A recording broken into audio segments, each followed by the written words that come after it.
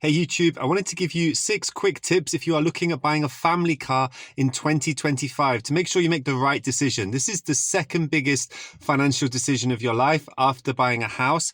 When I talk about a family car, I mean a car that has 2 kids or more. So if you've got a kid that's 0 to 4 years old, or you're thinking of having one, you're going to need, first of all, a lot of space in the boot for the buggy. I see too many people buying electric cars and there's not enough space in the boot for a buggy, and then all the other things that go with it: nappies, food, clothes, etc. If you have 2 kids between 0 to 4, you may need a double buggy. So again, you're going to need the huge boot. At the same time, you will have sleepovers, birthday parties, mothers-in-laws in the car. So what I'm saying is always look at the 7-seater option. It means you get a big boot. It means you can separate the kids if they're fighting and give them a row each. Or if you've got your mother-in-law with you, you can put her right at the back, one seat up and the other one down. So she has like a table for next to her, a free space for a handbag, cake, whatever. So always look at the 7-seater. That's my first tip. Secondly, go for automatic. You may need your hands free if you have 2 or more kids in the car to open stuff, to grab stuff. It's just, I know it's not legal, but it's better to have your hands free, have one hand free and not have to have another thing to worry about, thinking about which gear you need to be in. Third tip is to get a car with sliding doors, especially in Europe. And this is for 2 reasons. Firstly, there's not as much space for cars in Europe. The car parks are small, and often you're having to get into these tight spaces where you can't open the back doors fully without hitting another car. So when you have the sliding door, like this one I'm in now, the whole door comes back, gives you a big open space.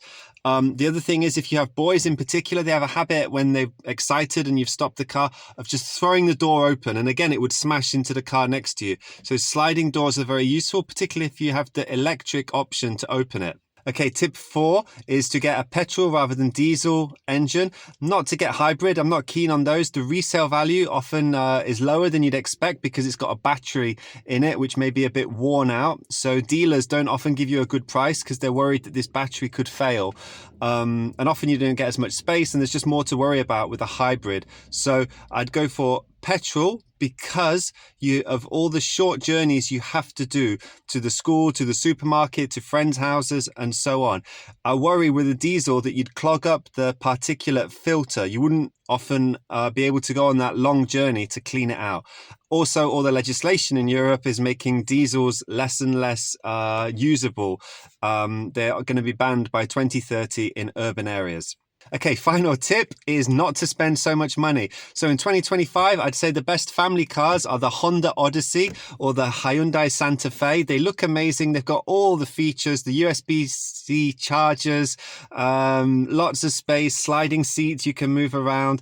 The thing is, they're going to get destroyed, especially if you have boys. They're going to climb all over the seats. They're going to put the food inside down the sides, the biscuits, and they're just going to destroy it. All the times you're kind of stressed driving them around in car parks, you're going to get dinged a lot. So I would not get a brand new family car. I'd get something secondhand. For example, Seat Alhambra, Volkswagen Charan. I know it's the same car, but that covers all the bases. Automatic, sliding doors, 7 seats. Another example, Citroen Berlingo XL.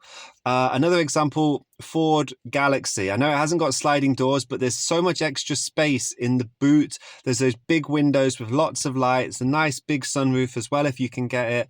So cheap and cheerful, not brand new, but 3 years old, 50,000 kilometers on the clock, just coming up for the first major service. It should have lost around a third of its value by then. So you're looking at between 25 to 30,000 euros, or about 15 to 20,000, no, around 20 to 25,000 pounds. Hope that's been useful. If you've got any questions or comments, stick them below. Thanks.